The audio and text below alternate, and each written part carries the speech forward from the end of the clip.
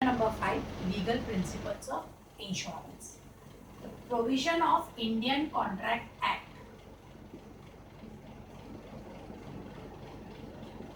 Indian Contract Act 1872. Indian contract act 1872 सारे contract India के सारे कॉन्ट्रैक्ट्स को गवर्न करता है, इंक्लूडिंग इंश्योरेंस कॉन्ट्रैक्ट। इंश्योरेंस एक कॉन्ट्रैक्ट है। Insurance contract insured and insurer के बीच में होता है। Insured means customer, policy holder, और insurer means insurance company. Insurance policy जो होती है वो एक कॉन्ट्रैक्ट है इंश्योर्ड और इंश्योरर के बीच में, और वो according to Indian contract act 1872 के तहत ही होती है। इस कॉन्ट्रैक्ट में भी कॉन्ट्रैक्ट को भी स्टैम्प होना, स्टैम्प ड्यूटी लगती है और इंडियन गवर्नमेंट स्टैम्प एक्ट के तहत। अब हम देखेंगे एलिमेंट्स ऑफ कॉन्ट्रैक्ट्स।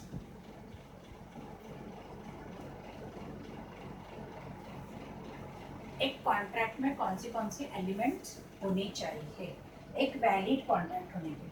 उसमें है पहले offer and acceptance. Offer and acceptance means एक कॉन्ट्रैक्ट में एक ऑफर करने वाला होना चाहिए और एक एक्सेप्ट करना होना चाहिए। ऑफर होगा तो ही एक्सेप्ट होगा, तो ही वो एक कॉन्ट्रैक्ट बनेगा। इंश्योरेंस में ऑफर करने वाला कस्टमर होता है।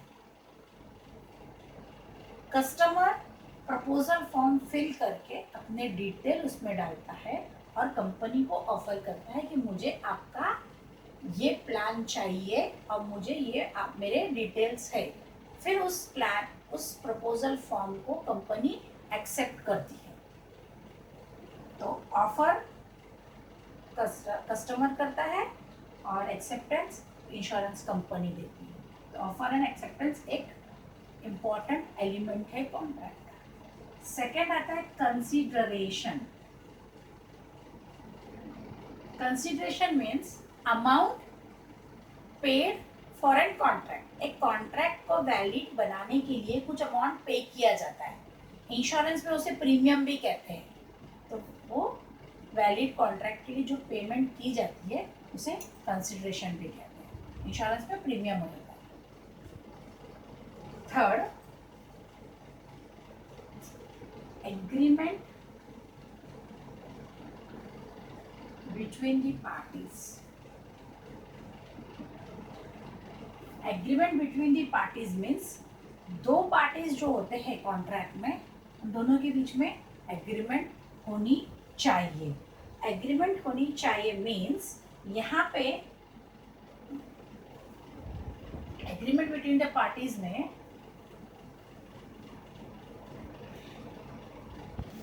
एग्रीमेंट बिटवीन द पार्टीज यहाँ पे कंसेशनस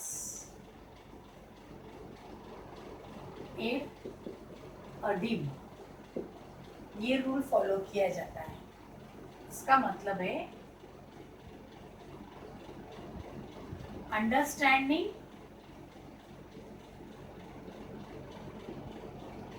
the same thing in the same manner।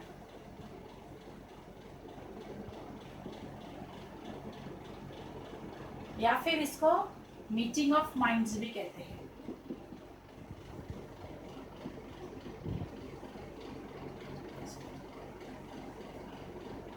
कंसेशनस एडोनिम का मीनिंग होता है understanding the same thing in the same sense या सेम मैनर या फिर meetings of minds. That means agreement between the parties. दो party के बीच में जो अंडरस्टैंडिंग है वो सेम तरीके से होना चाहिए, तभी वहाँ पे कॉन्ट्रैक्ट पॉसिबल है, एक वैलिड कॉन्ट्रैक्ट पॉसिबल है। फोर्थ है capacity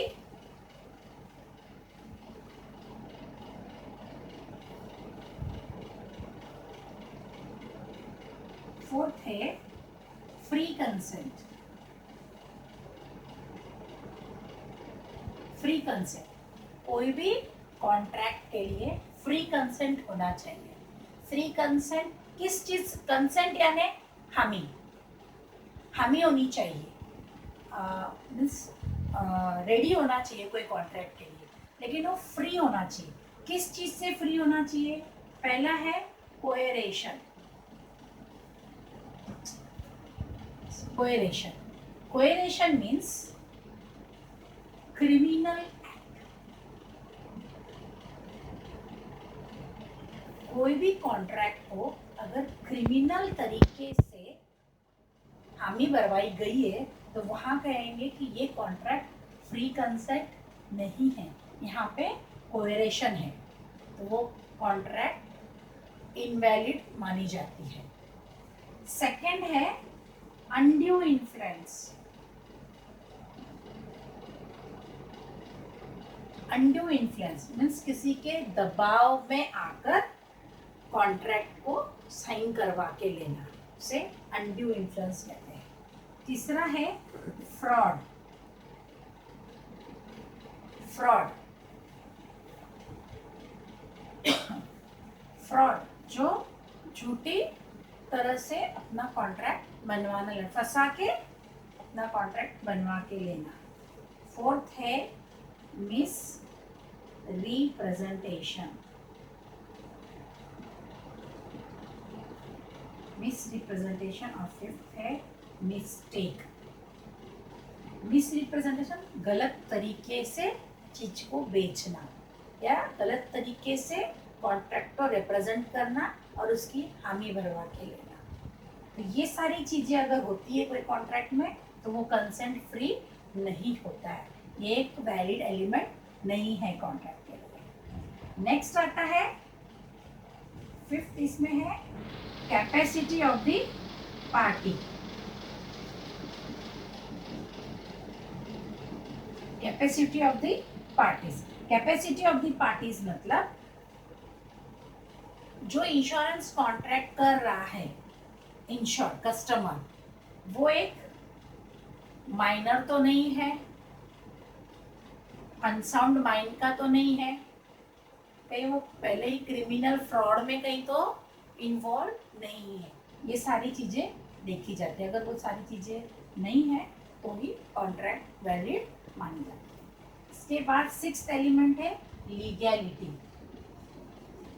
legality means legal object behind the contract. Contract करने के पीछे एक लीगल ऑब्जेक्ट क्या है, ये सब सिक्स ये है एक एलिमेंट, एक कॉन्ट्रैक्ट को वैलिड बनाने के एलिमेंट्स है।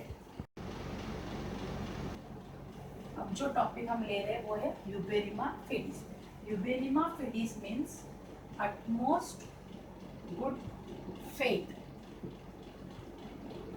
हिंदी में इसे परम सद्भाव कहते हैं। जब कस्टमर पॉलिसी प्रपोजल फॉर्म भरता है तो उसे अटमोस्ट गुड फेथ का रूल फॉलो करना पड़ता है।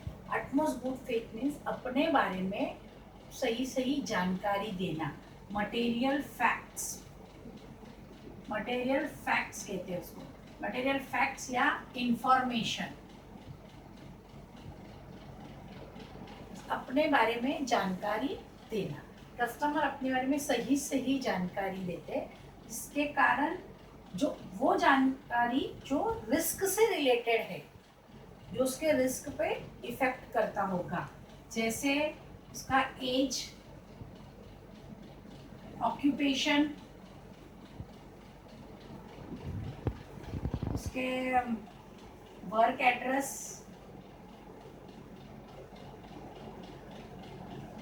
उसकी हेल्थ हिस्ट्री,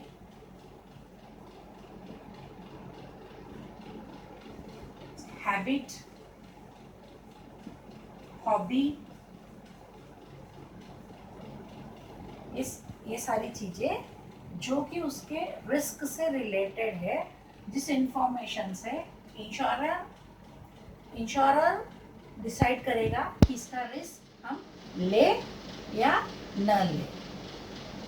तो ये मटेरियल फैक्ट्स डिस्क्लोज करना पड़ता है कस्टमर को, पॉलिसी होल्डर को अपने पॉलिसी में उसे एटमॉस गुड फेथ फॉलो करना पड़ता है। और जो डिटेल्स दी जाती है उस डिटेल के बेस पे ही इंश्योरेंस कॉन्ट्रैक्ट बनता है। और एटमॉस गुड फेथ का जो रूल है वो customer as well as company दोनों को रूल फॉलो करना पड़ता है। इसके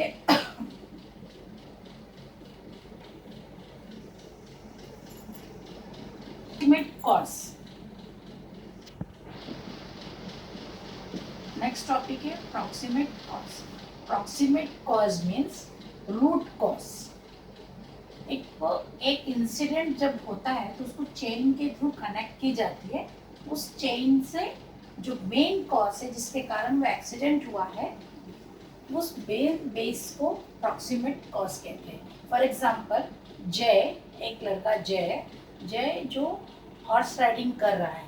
अब हॉर्स राइडिंग करते हुए उसके हॉर्स का पैर फिसल गया और वो उसने जय को नीचे गिरा दी। जय जहाँ पे नीचे गिरा वहाँ पे कीचड़ था, पूरा पानी से भरा हुआ जगह था। अब जय उस जगह से उठ नहीं पाया। काफ़ी समय बाद कोई उसे आकर हॉस्पिटल लेकर गए। अब जब उसे हॉस्पिटल ले जाया गया तब तक उसे निमोनिया हो चुका था। अब निमोनिया डॉक्टर हॉस्पिटल में डॉक्टर ने उसे निमोनिया का ट्रीटमेंट दिया। अब ट्रीटमेंट के दौरान उसकी डेथ हो गई। और डॉक्टर के लिए वो एक निमोनिया के कारण हुई डेथ है। बट इंश्योरेंस कॉन्ट्रैक्ट में उसे अगर कनेक्ट करते हैं तो डेथ निमोनिया से हुआ। निमोनिया किसके कारण हुआ? पानी में रहने के कारण। पानी में कैसे गिरा वो? एक्सीडेंट से।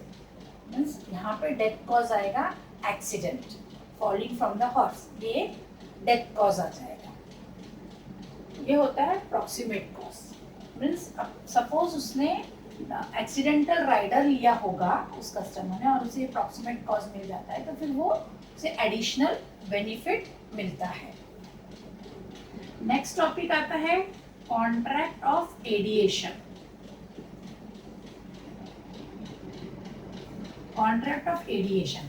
Contract of adhesion, adhesion means bargaining power. Bargaining, यहाँ पे जब कस्टमर अपना प्रपोजल फॉर्म में सारी डिटेल डालकर कंपनी को देता है, कंपनी के हाथ में बार्गेनिंग पावर आ जाती है कि इस कस्टमर का रिस्क लेना है या नहीं लेना है। अगर सपोज ले रहे तो कौन से टर्म्स एंड कंडीशन पे लेना है।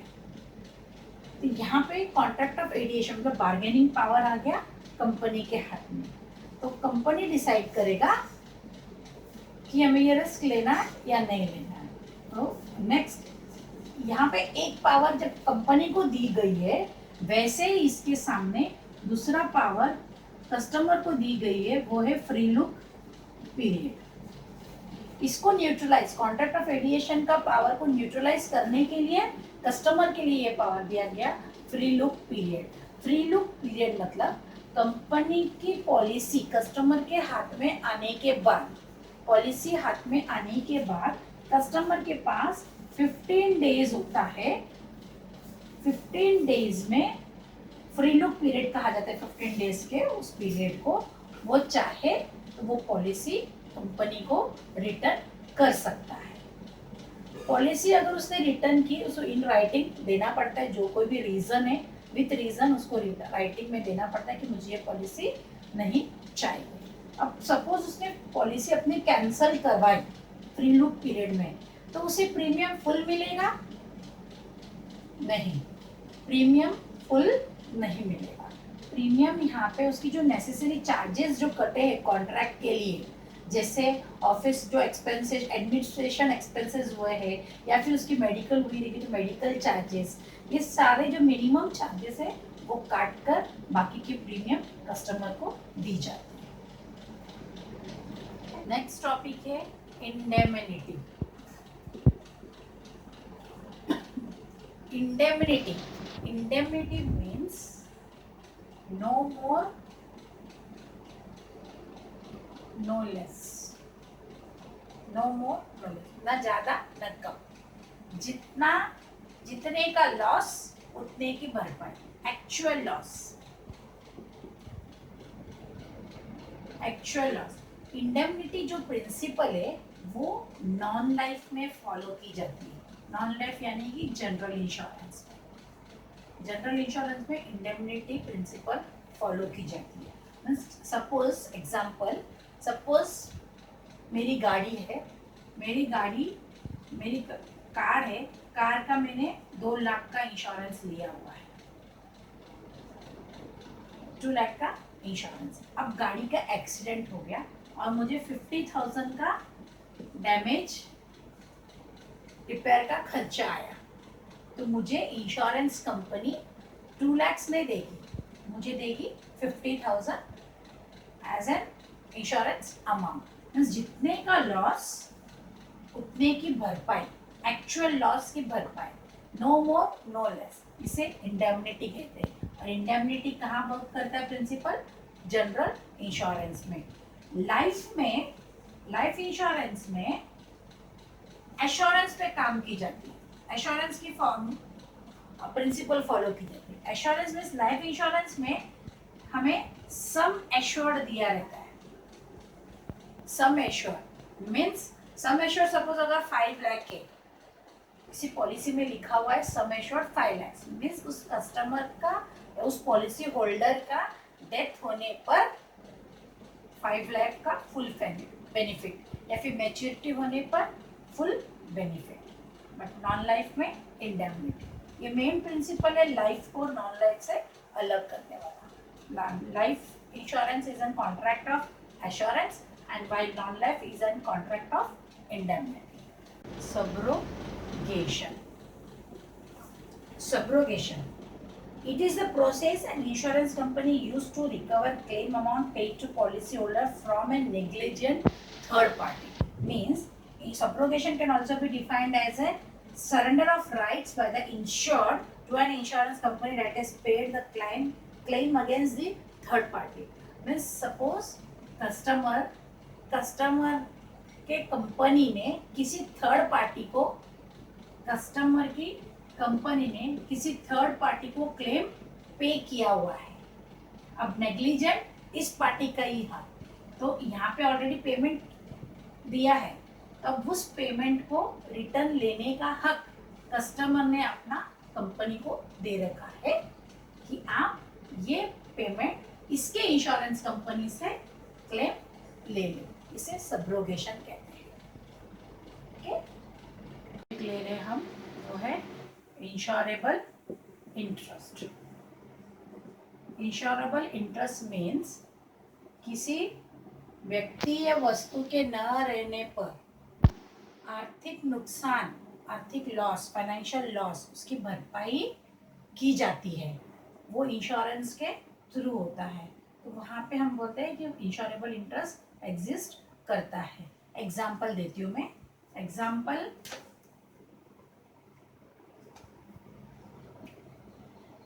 राम है, राम की सैलरी पर मंथ 1 लाख है।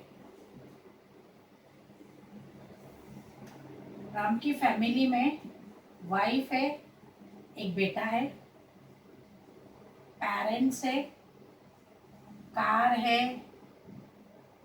घर है,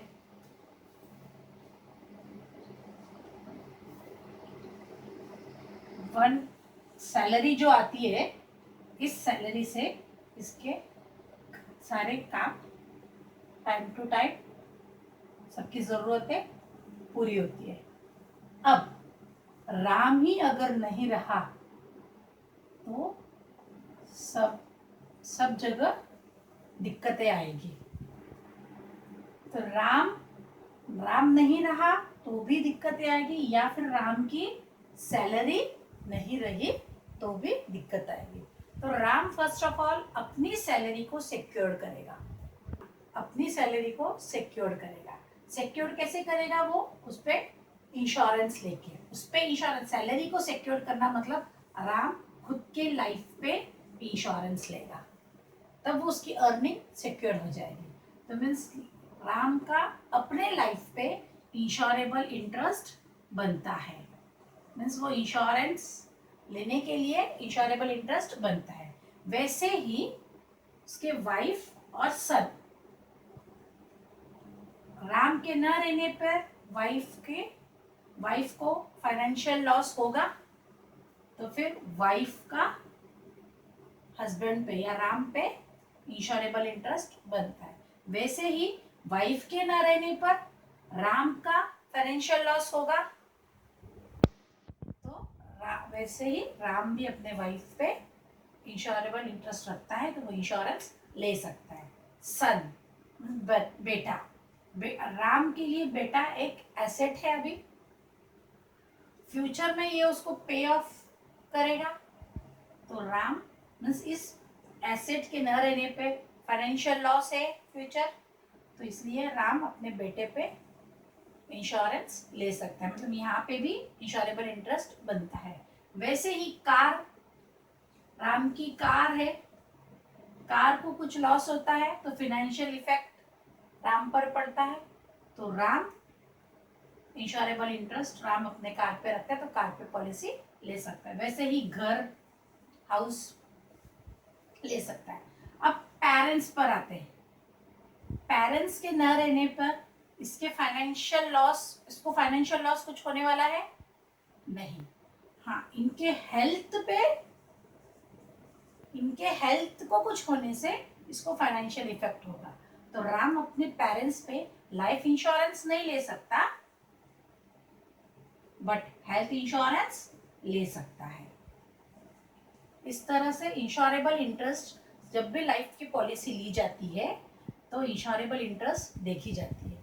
लाइफ की पॉलिसी लेते समय at the time of taking the policy insurable interest check की जाती है, और नॉन लाइफ में at the time of taking the policy and at the time of claim, दोनों वक्त इंश्योरेबल इंटरेस्ट देखी जाती है।